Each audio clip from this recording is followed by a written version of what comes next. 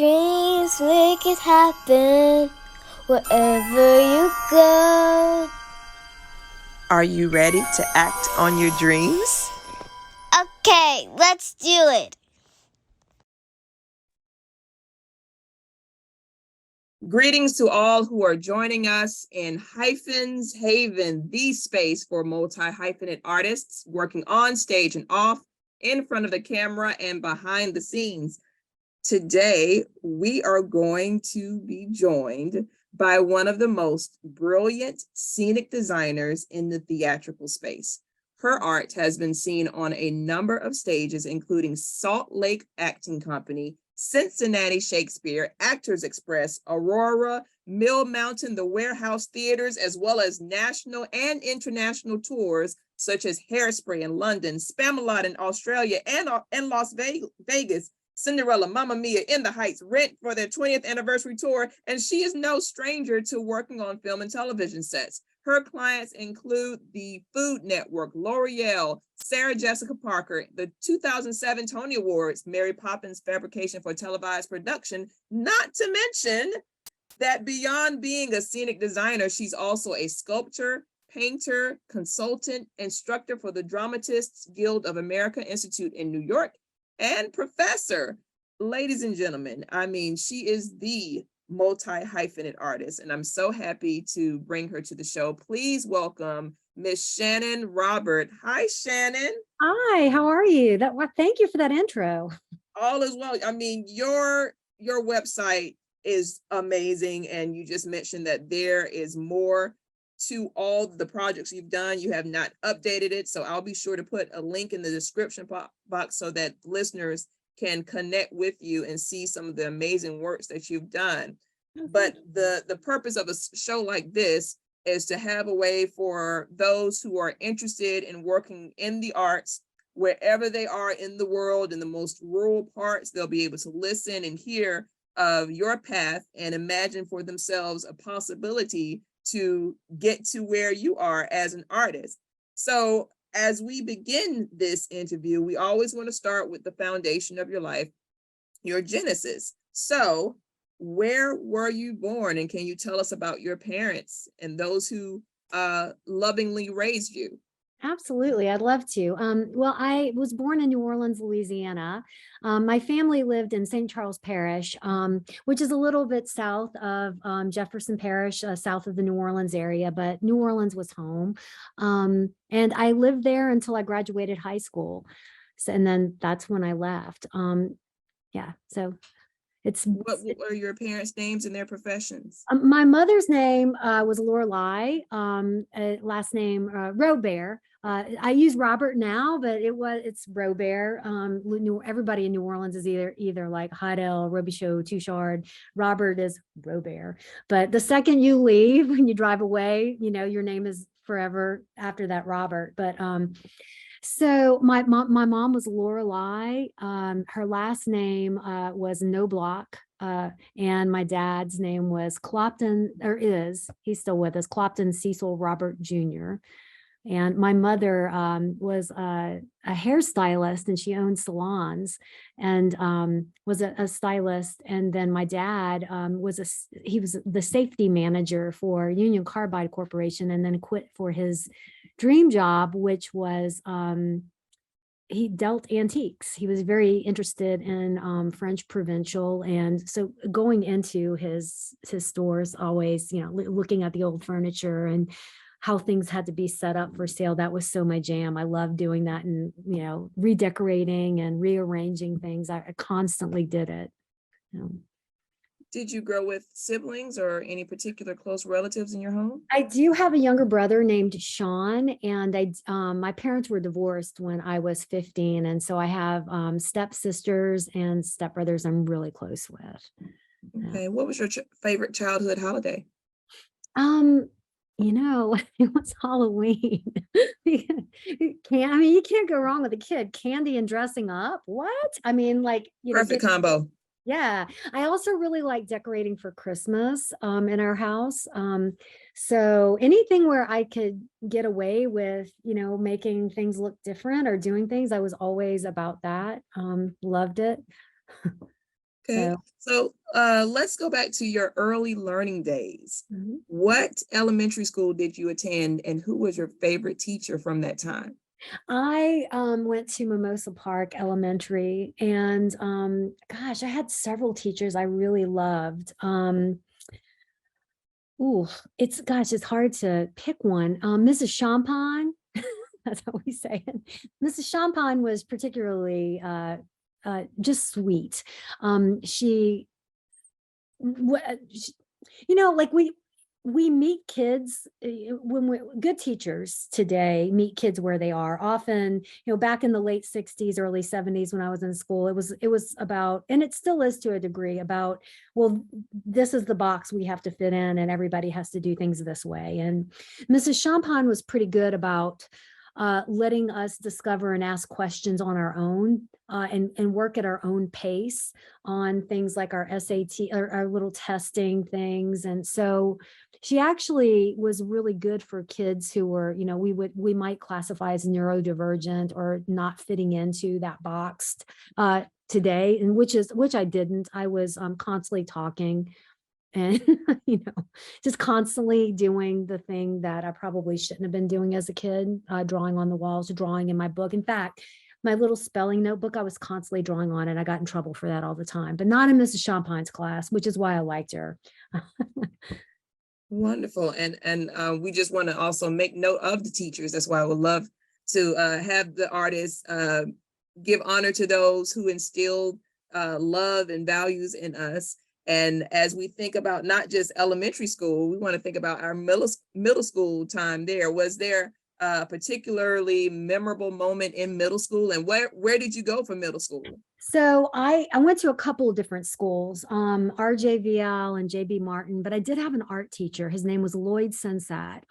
He's from the New Orleans area. He lived in the historic Garden District in New Orleans, and had one of those old houses that was beautifully painted. One of those old shotgun houses in New Orleans. You can shoot all the way, Mhm. but just like the San Francisco Painted Ladies. It was one of those really beautiful painted houses in New Orleans that was just bright full of color. And one of the things he did with us, and just really got me interested in architecture and art in general, was we learned both 1 point and 2 point perspective in 5th and 6th grade. And then we were doing projects where we were drawing historic buildings. And he actually had a gallery opening and show for us, a small show for the kids in his class, where we got to show our work. And it was called Diversity Gallery, and it was in the heart of New Orleans. That's my dog. um, and Hi, so dog. We want to invite in your loved ones. it's Houdini. He probably sees himself in the window out there. But yeah, Mr. Sensat really taught me a lot about collaboration as an artist too, because he had us do drawings in teams sometimes. So we do really large scale 2 point perspective drawings of, and it might be an historic home or a city block in New Orleans. And so we'd work on those together, which I think is one of the reasons I am so drawn to working with other people and a collaborative artist in theater now. And it's always amazing how things happen between our elementary and middle school days set us up for what's coming in high school and beyond. So thank you for Much. mentioning your art teacher. And I completely picture this shotgun house that was just picturesque. I see it in my mind's eye. Thank you for sharing Beautiful. that. Yeah. Were there any more memorable moments from middle school? Um, oh gosh, lots of moments of me being inappropriate and bad.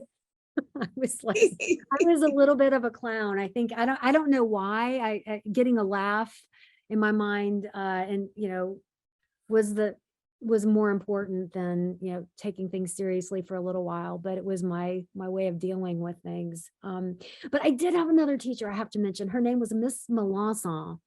And she was my theater teacher, my drama teacher, as we used to say back in school. And, I didn't realize until I got to college that I could do the art thing and the theater thing together. There was actually like a place for me where I could do both of the things that I really liked and mix them. It, Mhm. I didn't know that, like I high school students are so savvy today. Like they know what they can major in and the difference between a BA and BFA. Well, not all of them, but it's introduced to them. They know about design. They come in with a portfolio. I had no idea I was like, what? You can actually do this as a living. And I even went to NOCA, which is New Orleans Center for Creative Arts. And I was talking to teachers who were art teachers and theater teachers and people who design sets. And it still didn't occur to me that I could design a set for a living until I got to college. And that was introduced to you in middle school. That It was more like ninth grade. So some the people seed might was call it high school and some people might okay. call it, yeah, but doing the theater and art was something that I was like, oh, I can This do is these possible. together. And then I realized later that I could actually work and make a living doing it. I just didn't think that would be possible. It seemed like, well, this is something that you do on the side in addition to work. But Okay. And speaking of high school, where did you attend high school? I went to Hahnville High School in the St. Charles Parish area. Some people Okay. call it Luling, some people call it Parody. You see my I've never been to New Orleans, and hopefully I can change that status. Yeah, I've never been. My friends, my family has been, and it's something always has happened that has prevented me from going. So hopefully I can change that for 2023 and actually visit the hope city that everybody keeps telling me about. That's so amazing. So hopefully I'll be able to see it for myself and even visit some of the places that you're naming. Like, oh, that's where she went to school. Yeah, I'll give you some restaurant recommendations because there's so many good places to go. You don't want to miss. Go hungry. Okay. Don't eat on the I will way. take that. I will take that. So thinking about your high school as you're about to transition, did you have to work in your final 2 years of high school, to go as a full-time student and to work, or were just able to focus on your studies and thus focus on your creative endeavors in high school? When I was in high school, I did work for a clothing store doing their windows and displays. And so that was my job. So it was fun and I loved it. And I couldn't wait to go back because I got a really, really good discount on clothing and I liked the clothes at the store. It was a small, like privately owned company in our area, little boutique. And yeah, so like doing displays and putting clothes together and then like setting things up was what I did. And they just gave me carte blanche to do it however I would, Whatever because your it wasn't a creative national mind wanted. chain. It didn't have to be a certain way. And I'm really, now looking back, I'm really shocked that they let somebody with my lack of experience and age just take over that and do it. I mean, but I did that my sophomore, junior, and senior years of high school.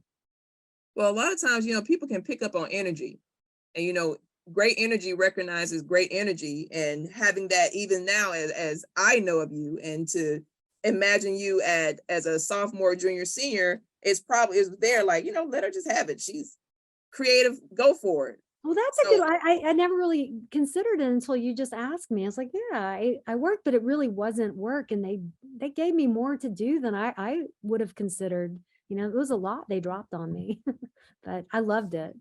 so thinking about how you were able to work creatively in this space that you were just given carte blanche to just go for it, and are you still taking your art classes that you Mhm. began in ninth grade, and you still have your dad who is dealing with antiques? Mhm. So all of this is swirling together. Is this now starting to make you consider, okay, what do I need to do once I graduate from high school, and what college do I need to attend to further these things that are stirring in me? That's a good question. I think it honestly, I auditioned for Tulane's Talented and Gifted. It was called TAG program and was accepted into that and I started it, but then my mom got sick, like really, really sick. And it was driving into New Orleans and back. It wasn't a long drive, but at the time it wasn't possible for us to continue that. So I had a little bit of college credit from that going into university. I think it was more of for me, I didn't plan to, but I got a little bit of college credit and I was like, okay, now if I can go, what can I do? And then I got a scholarship And after applying to a couple of places. And so I went to college for the first 4 years, and I did a BA and a BFA. My BA was in English, and my BFA was in theater. It was specifically musical theater, because I also sing and dance, and I did want to do some stuff on stage too. And then I went to grad school for scenic design because I kind of wanted to do everything. Talk about hyphenated. Mhm. But yeah, I just didn't know exactly what I wanted to do. And then when I started toward the end of undergrad, it was like, this is it. This is it. This is what I want to do. Okay, so and you graduated from Tulane? No, I graduated from William Carey in Hattiesburg. I just started at Tulane on the tag program. Okay. Then I went to Florida State and Moscow Art Theater. Oh, wow. How was that transition to Moscow Art Theater? Like, where did that come? That How was did this in all work together? So we had an exchange program when I was at Florida State with the Moscow Art Theater. So Harvard's American Repertory Theater, I don't remember who all was doing it at the time. There were a couple of institutions doing it. Now, if I remember correctly, Wayne State is one of the universities. Well, I don't know if they're doing it now. They were doing it pre-pandemic. One of my professors, his name was James Thomas. He wrote a book on directing that I think a lot of people are probably familiar with. We He will was check that out. We'll list that again. James James Thomas, Thomas directing. directing, yeah. He was one of our professors who was dealing firsthand with the faculty at the Moscow Art Theater and worked out the exchange. So I was the only scene designer who went in my class. So we had a costume designer, a scene designer, a lighting designer, a sound designer, and then a company of actors. And when we were there, I was working with Valery Leventhal and several of the design people at Mahat, which is short for Moscow Art Theater. They call it Mahat. And the Bolshoi was where Valery was doing some work. And so I got to do a little bit of work there, which was really exciting and intimidating. When we were there, it was during perestroika, so everything was changing. And there were Wow. lines, really long lines at the GOOM for, people would just get in line. If there was a line for something, that meant it was something desirable and people would get in line. And things were hard to find, things like cheese, and for the average Russian, really, really hard to find because the supply chain was just disastrous during the shift. So that was a fascinating time to be in that country. And I got to go again several years later. But, I think traveling is another thing that really informs people about storytelling and design and point of view about design and storytelling. So I thought it was a very useful trip as far as contributing to the work that I'm doing now. And that was all, you were transitioning to your MFA program. Mhm. And then from your your final days of finishing your MFA program, you are about to completely leave the student world and transition into professional life. So how did your first major work come to you once you graduated with your MFA? Or did it even come before that? Well, actually, there was a film that came when I was in grad school that gosh, I can't even remember, Ruby in Paradise or something. It was with when Ashley Judd was in it. And John Iacobelli, I think, was the designer, and they were looking for he did Honey, I Shrunk the Kids and some other things, and they were looking for an assistant out of our area because I was at Florida State because the show was being filmed in Sarasota. And one of my graduate school colleagues ended up working on it because I got a show in the area and I was designing a show. But when we were first doing the preliminary work, there was a production company out of Orlando that did work with Disney called Cinnabar Productions. And I originally was going to go work with them. And then I got a call from William Carey, the place I did my undergrad, and they were looking for a faculty member in design with summers off and a month off for Christmas so that I could freelance, and the pay was you know, there was no question about what I would do. I was like, I'm going to take that job. It was closer to home. The pay was better. I could pay off my student loans faster and do what I wanted to do. So, you know, it kind of fell in my lap, luckily, but I did have something lined up that I did the hustle for the other thing. And then this was just It just happens. serendipity. Yeah, it was good timing, and I was really fortunate. As I'm speaking to the artists that I've been fortunate to interview, it just seems that if you are in alignment with what your purpose is, things will fall into your lap without you really trying. It's going to come to you because you're so giving of yourself to fulfilling this thing. Something's driving you and you're not fighting it. So it's great to hear that confirmation from you yet again, that as long as that you are working in your purpose, you're in alignment, things are going to come to you. So as you are in this new project, you got your first major project before you completed your MFA studies, and you are now starting to have other things come to you. What dictates your choice to say yes to this project versus other projects?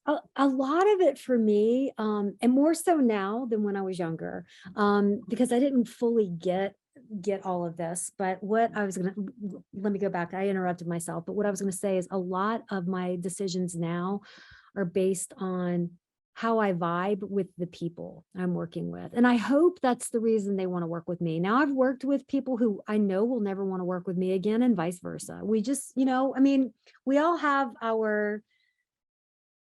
we have people we connect with and things we connect with. And, you know, and I say if there is somebody, that's my dog, if you hear snoring, sorry, it's another one. It's a veritable zoo here. Um, if you get along with someone and can work with them and they're a good person, that to me is something to look for. I mean, I always look for, I think about the ethics of the company, what their, you know, what their ethos is, what matters to them, what's important to them. I'm very concerned about the environment and what we're leaving for the next generation, what we're doing to proactively make a difference in our industry. You know, I'm right now doing the work to unlearn a lot of what I learned as a young person growing up in a really messed up world, in the deep South. And, you know, things that, you know, I would say, oh no, I don't have, you know, these systemic problems. Yes, you know, it took me until 50 to actually be able to admit some of the stuff that, you know, implicit bias. I think we're all on a little bit of a journey, like seeing other people waking up ourselves, or, you know, watching people fight it, watching people work through discomfort. For me now, it's like I want to work with people who care about other humans and about this earth. When I was younger, yeah, that whole thing about, yeah, you want to work with nice people, and, you know, Maya Angelou's, when somebody shows you who they really Uh, are, listen to them the believe first them time, first time. believe them. That whole Yes. notion of it, I don't want to work with a jerk, and I have, and I'm sure, you know, I haven't always been the best human. I know we all do things sometimes to hurt people. The goal is to learn from those things, and, you know, to go forward and take the next step and do no harm, and do better and continue to do better. And that's what I'm looking for as an artist. Okay. So yeah, that took me a long time to get out, but No, and we welcome it all because this is the space to just share your path. So thank you for even allowing yourself to just be open and to share it. So for those who are curious, what's it like to walk in your shoes? Can you describe your process of work that you, when you get a project, you say yes to it? What is that process that you go through? absolutely. And I think that changes based on the project and who I'm working with and how they like to work. Part of it is, like, I always want to get to know the director, or if it's something like if I'm working for a museum, um, or if I'm doing an installation somewhere, understanding the heartbeat, what we want the audience to take away, like why this project now, why is it important? Really getting the pulse of what the project is a big part of it. And also getting to know the person I'm working with. Um, I've noticed since the pandemic, the projects I've done have taken on a little bit of a shorthand with that because we're not spending as much time in the room together. Pick it And up on energies, yes. yeah, it feels Mhm. like we're just cutting to the chase on, okay, what's the budget? And we're not spending the time. And I really am missing that right now. But also, I'm trying to figure out how everything works again. Like, things are different, and I know we all feel it. And it's just trying. I don't necessarily need to name it. I just need to get into the rhythm of the work that I'm doing and understand like how we're adjusting. A big part of that is the conversation we've had for years and years and years about people in our field and our industry deserve a living wage, and we've had some ridiculous systemic problems in our industry. The idea that people might miss weddings or funerals because the show must go on. No, the show is not as important as people. Mhm. And that cut and dry is a thing that I think is really important about the work we do. And now I think we're starting to honor that more and honor like if person A who's on this project is having these life problems or whatever it is, the person that person is somebody we want to work with. So we need to work with those issues. And before it was like, well, if you can't do it, you can't do the contract and we'll Mhm. get somebody else. There's so many people. And we're realizing no, we're not that easily replaced. Yeah. Like try to find a scenic painter in a market in the midnight hour. It's not going to happen. You got to, there are a lot of us out there, but it's really hard to fill those positions if people can't, they can't make a living wage doing what they do in our industry. They're going elsewhere. And I'm seeing it happen across the country where people are, you know, just going to do what Transitioning they out. do, and where they can make a living wage, so that this conversation needs to continue in our profession. Um, And yes, hopefully those who will listen to this interview can say, yes, let's continue this conversation. We are welcome the introduction of it and speaking from your perspective. And again, I'm grateful to you. So let me ask you, what is your professional goal as you are in this position now and you have worked on so many projects?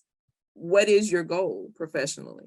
um, the the main goal, well, one is to do what I can to change things for the better within my community and within the industry, like continue to have the conversation with about sourcing responsibly, like as far as materials are concerned, and teaching people how to work both responsibly and ethically, but having conversations about how we can all cross the finish line together, and in a healthy, like in a healthy way as a team of people. So like the people who are doing so often there's the office staff and there's production staff in a theater if you're looking at small regional theaters in the United States. And so often the people who are building and painting and propping and doing electrics, their schedules are really crazy, and sometimes just unkind hours. And the idea that what I do affects other people, actually thinking about that and listening to what people are saying, that those are my goals. I want to get better and better at that as I go. Otherwise, and if I can't, then I don't need to be in this industry. And there have been a couple of times I've needed to take just a seat for a little while, just because if we don't have anything new to bring to the table or to bring to the room, if you think about it, we're in this dark room. What we want to do is bring the light to that room, bring the stories to that room. And if all I ever do is sit in that room, I've got nothing new to bring in. I'm not being fed by the world around me. Um, You got to get so out. yeah, my goals are to read, to learn, to keep my eyes open, pay attention, and to say no when I need to, because if I know it's not my story to tell, then I need to back out, and maybe it's my job to help find the person to help tell it. And that's why I think, it's so lovely that we build community in this industry. Okay. Who are three artists that you like to be compared to? Oh goodness, I haven't that I like to be compared to. Wow, I can name several I wish I could be compared to. Yes. Some of the scene design people that I am enamored of, and I just Todd Rosenthal.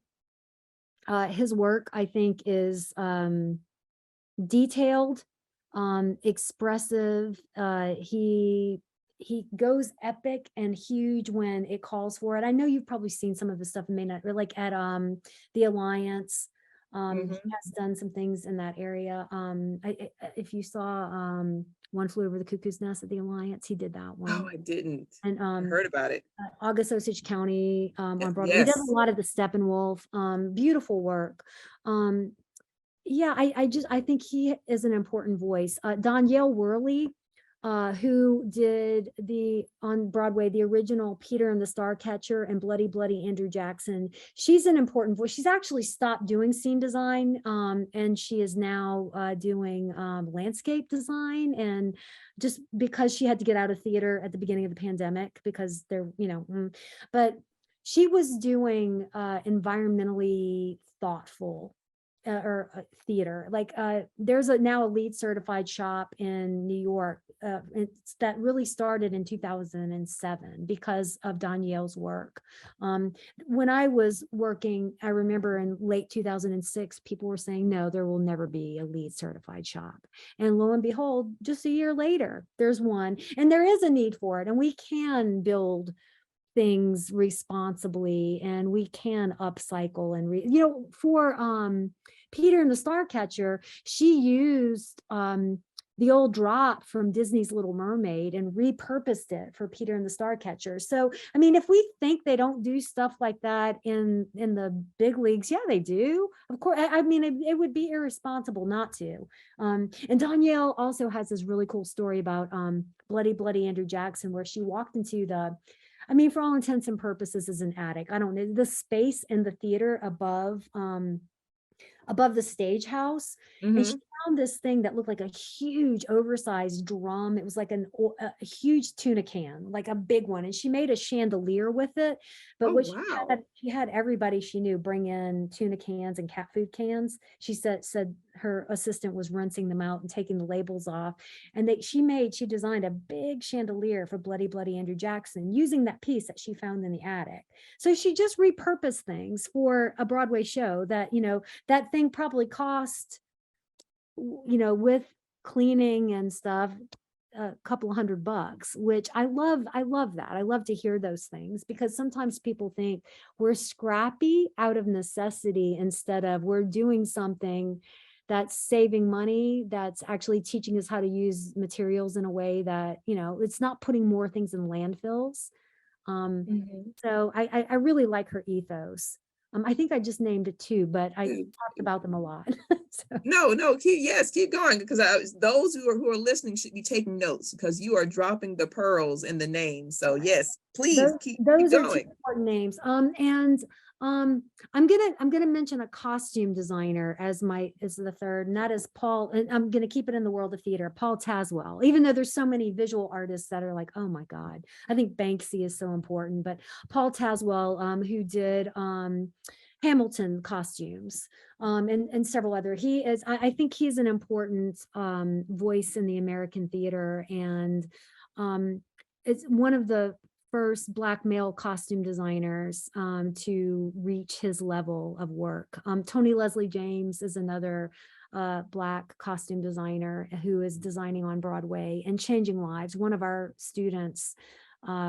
graduates, I'm sorry, Devario Simmons, who was a Clemson student, became one of her students. She's now at Yale, and he recently became her associate on Come From Away on Broadway, and he co-designed Thoughts of a Colored Man. So he got a Broadway show not too long out of grad school, and it's because people like Tony, she keeps the door open for her students and students who may not have had mentors in the past like Mhm. her. Um, she really keeps that door open and keeps an eye out for people and leads the way. And because of her, they get work. So I think she's really an important contributor to the work in American theater. So many teachers are, so many people who do, who are working at that level and teaching. It's just, I can't even imagine doing that. I can't, I don't ever know where my keys are. They are managing a lot. I'm enjoying it. I mean, I'm literally like mouth open, like, yes, names. We need names. Thank you for sharing all these names, and people can go and look up these amazing artists that you are giving to us. So what is the best piece of advice that you've been given as you're dropping names and you're sharing some of what they've done? What is something that has been given to you? The thing that I guess it's sitting with me right now because somebody reminded me of it recently, and that's how my mind works right now. But the idea of when you're on a plane and they say put the oxygen mask on yourself and then take care of others, that the notion of, wow, that seems really selfish. But if you are not at your best, and when we're working, we are working sometimes with materials and chemicals that can hurt people if we're not careful. And if you're hacking at things and you're not your best, you're not putting your best work out there, and you're not helping others. So that to me is, take care of yourself, and then you can help to take care of your community. But in saying that, that also means not putting yourself first. Like, it's not about being first in line. It's about just taking care of so that you can help to lift up. My job as an educator is to help my students find resources, not give them the answer, but to find resources. And I'm able to do that when I'm resourceful. And I'm more resourceful when I'm well rested and when I'm not hangry, and when we're taking care of ourselves. And so, unfortunately, I learned that late in life. But you've learned it nonetheless. Yes. And I know I'm going to continue to learn that and have to reteach myself and remind myself of it. But I think that's part of our work on this journey, is not just discovering who we are and what's important to us, but sharing it with others. And you got to take care of yourself to do that. Okay. So we have come to the part of this interview where this is the quick response. So some of the questions may not be quick response, but it's a way for us to really zoom in on who Shannon is. So first question, dogs, cats, or another type of animal? Oh my gosh, we have 4 dogs all the way. Dogs. You're a true dog person. Oh, it's a dog Right. person. What book would you give as a gift? Oh, right now, Isabel Wilkerson's Cast. It's, oh my God, it's amazing. It's hold on, I'm gonna take you with me. Yes, let's go on an adventure. Yeah, we're gonna go on an adventure. I think Cast is the book, but I'm reading this one right now. Baldwin's You Mean It or You Don't. Mhm. I'm really new into that one, and so far it's wonderful. But this is the book.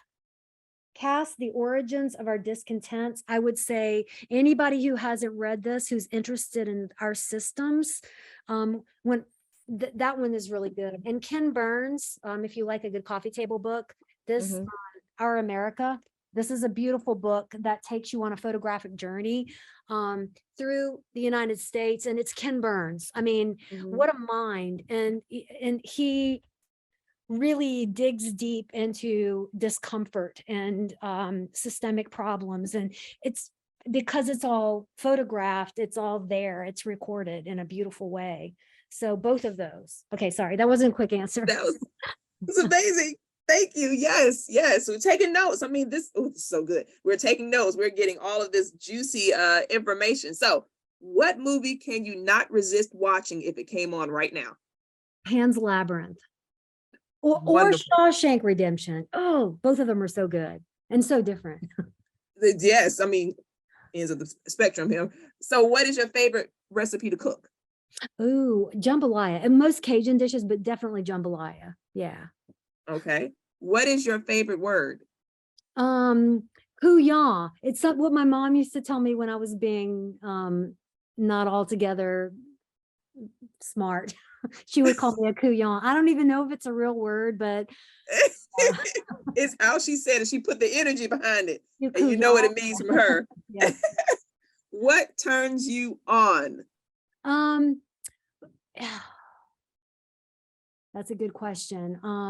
Okay, seeing people do what they love, people who are really extremely, like really talented, like a good musician, a good dancer, somebody who's so passionate that they get lost in what they're doing. That to me is the most exciting thing. Like it gives you chills and it Mhm. makes you tear up. You know, it's They're like, in the zone. oh yeah, when somebody is like, oh yeah, that. All right. What makes you laugh the most? Oh my gosh. Well, Key and Peele, irreverent humor, that isn't punching down, is and I really love irreverent humor. Okay. What would be your theme song or ring entrance song when you walk into a room? Too. Um, Oh my God, you know the song that's coming to my mind right now? It's dun, dun, dun, dun, dun, dun, Hawaii Five-O. And Oh, wow. the reason for that is because when I was growing up, I was bad. I was constantly doing exactly what my grandma told me not to do. And she would make me, if I was going to get punished, she would throw down a handful of Mahatma dry rice on the floor and make me kneel on it with bare knees, with my nose against the wall during an entire episode of Hawaii Five-O. So that theme music is always playing Embedded. in my head. Yes, but I have to tell the story. I was asked to at Warehouse Theater. I was asked to design Power of Sail, written by Paul Grelong. It was recently done at the in Los Angeles with Bryan Cranston. That was the first big premiere production of it. At gosh, what is the theater is like leaving my mind. I can't remember the theater that it was done in, but I did it at Warehouse. And Paul Grelong, the writer, also writes, he's one of the writers and producers for Hawaii Five-O. So I told him that story and he's like, oh my God, I love this. No, I got to say, I grew up punished to the music of the show that you are a producer for. That's cool. Cause So I need Hawaii- to listen to that music because I hear it. Dun, dun, dun, dun, dun, dun, dun, dun, dun, dun. I dun. hear it. So yeah. Yeah, it The was bass- that and Go Get a Switch. Yeah, but that's my music. That's my theme music for sure. Okay. Well, so thinking about all of the sounds, as that's one sound, some music that you've heard when you were a child. Are there any other sounds or noises that you particularly love?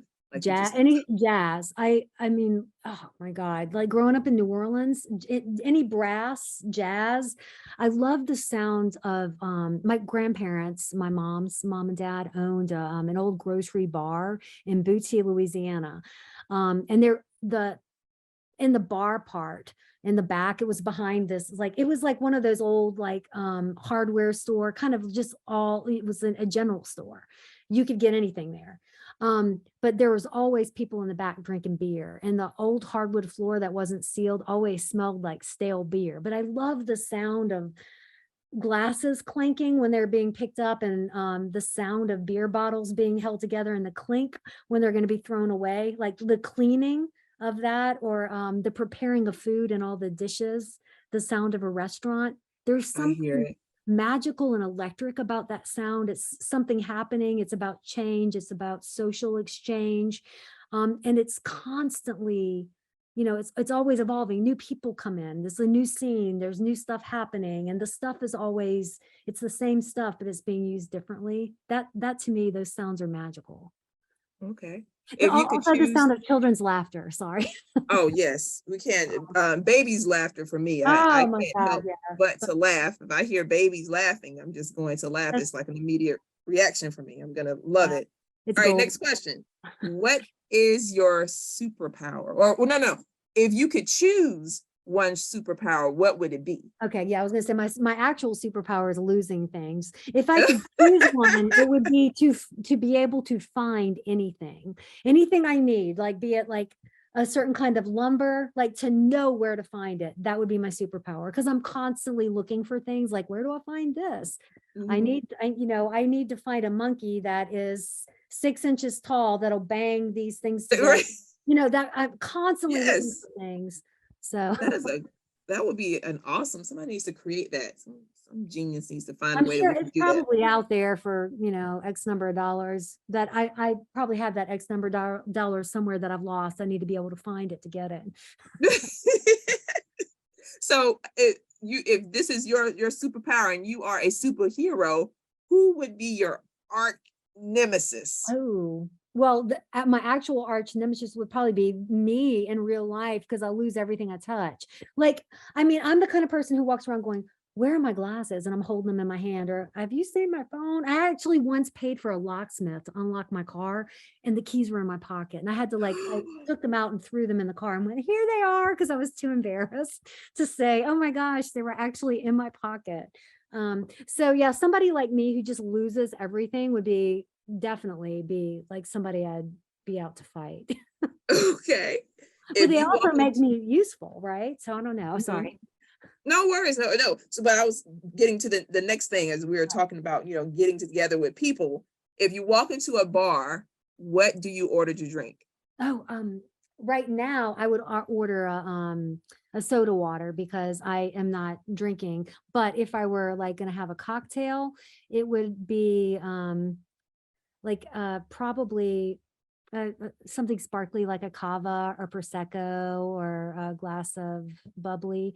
But I also like those with a little bit of Saint Germain in them, or a soda water and vodka with a lime. Yes. Right, just Okay. something simple. I I- sparkly. So, who is your favorite person to follow on social media? Oh, I've not been doing as much social media because I haven't been on Facebook as much since October, but I'm watching more TikTok, and there are a couple of TikTok creators. I am really enjoying their work. Um I'm trying to think of one of my faves. Um there is a guy, I gotta go to it because I don't that's a superpower is not remembering names. I need to go to who I follow. I'm sorry. Most of the people I follow are people who are, well, Black women who are really just talking about the world that they're fighting because it took me too long in my life to realize I needed to shut up and really listen to Black women.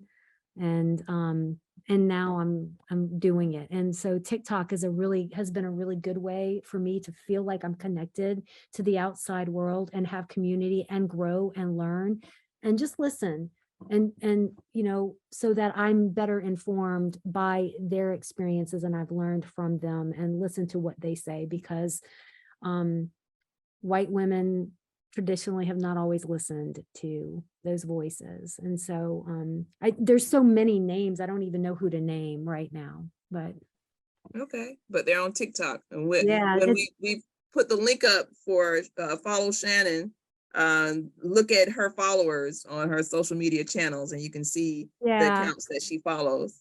You can see like on TikTok, I'm Shannon Robert too. And I just do a lot of reposting of things that are about social justice more than anything else.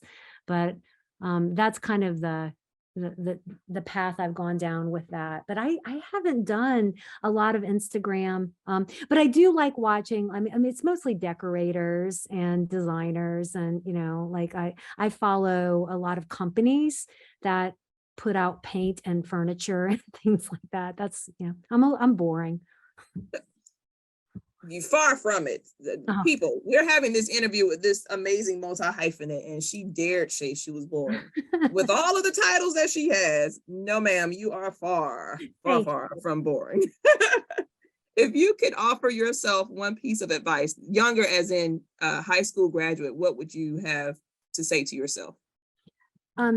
Put a little bit of your money away now and start saving more than you think you need to now, because that little thing that you think is going to make a big difference now is not going to make a big difference to you later. We spend so much more time later in our lives when it's harder to make money as we grow older, and this country is not kind to people who don't. So I would have told myself to save more and to pay attention. to that kind of thing. Okay. And what profession other than what you're doing now would you like to attempt? I enjoy event planning and being a docent in the museum, event planning, wedding. I've done a little bit of wedding planning and interior design, and the only downside of that is actually working with, being a wedding planner, working with certain brides would make you want to leave that industry right away. And Right. So interior designing, working with certain clients, like when you say that won't fit in your apartment and they still insist on getting it and can't even get it in the elevator, it's like, told you. I mean, it's yeah. like, it's really simple measuring, it doesn't fit. That kind of thing is, it can suck the life out of you. Yeah. Okay. So event planning would be a profession you would like to try. What would be a profession that you absolutely could never attempt to do? I could never be an accountant. Like nobody ever wants me to try to balance any, I lose every receipt I touch. That's, like I said, part of my gift or my superpower that I wish I didn't have. Okay. Like I know So one day we, I'm gonna open a bag and every receipt I ever lost is gonna they went into some, like, I don't know, they're in some abyss somewhere, portal. which is it, it is interesting for you to say that because I'm an IRS ERO, Oh my so I God. love numbers and bank reconciliation. That's what I do on the side. I mean, I have this degree over here in performing arts, but my other You side would want to is wring my neck. numbers. You would have my arm behind my back and be like, where is it? Where? I mean, constantly our finance people at the university are always like, oh my gosh, Shannon. Because if I put it on my credit card, I'm eating it because I'm going to lose my receipt. Understood. So we have some final thoughts as we're about to come to this the end of this amazing interview. What projects are you looking forward to in the future? I'm really excited about one I'm working on now, and it's with Theatrical Outfits in Atlanta, Uh-huh. directed by Amber McGinnis. I'm doing Tiny Beautiful Things. Okay. And I'm really excited about it because I get to work with some actors I've worked with at other theaters, a former student, and another designer I've worked with elsewhere. So it's really nice to have that kind of familial connection with Mhm. people. And everybody there is just so wonderful. I love how much time and energy they are spending putting into making sure their interns and their intern company, everybody is getting fair amounts of time off. I love that about them. It's great. I know when I first started over a decade ago, and I was an intern with Theatrical Outfit, they made sure I was taken care of, and they paid me, even though I was understanding this was back in 2009, something like that. But I mean, I love Theatrical Outfit, Tom Key and everybody over there. Yeah, Tom, oh my So gosh, love him. Yeah, and this Matt, the new artistic director, Amber and Matt are married, and she was directing in DC, and so I've not worked with her. I've just heard amazing things about her, so I'm really thrilled to get an opportunity to work with her. awesome. So are there some shout outs, or I'd like to say love outs, to those who are supportive of you on your artistic journey?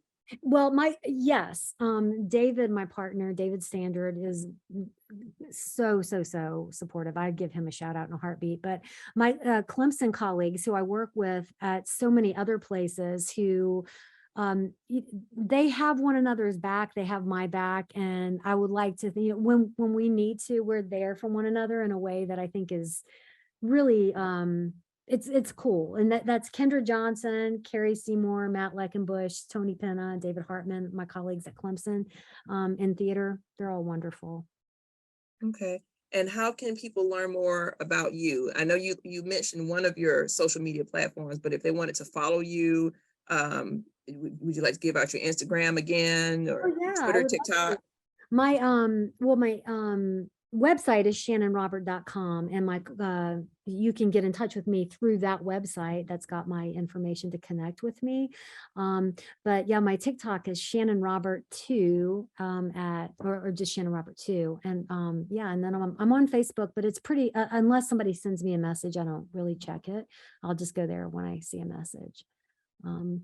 And that's my name, Shannon Robert. And I think I'm one of a couple, but if you know somebody in the theater community in the South, chances are we probably have, a connection in common. So you can find me there. All right. Well, we have come to the end of this spotlight for today's artist. If this podcast has helped you in any way, please share. Be sure to follow Dream of Drea across all social media platforms. And I am Drea of Dream of Drea production company, specializing in driving ideas from pages to stages and from your dreams to screens. Remember, wherever you are, whatever time of day it is, right now is the perfect time to act on your dreams. Thanks again to Shannon Robert, who has joined us. And we look forward to hearing from you on the next show. Take care, everybody. Thank you.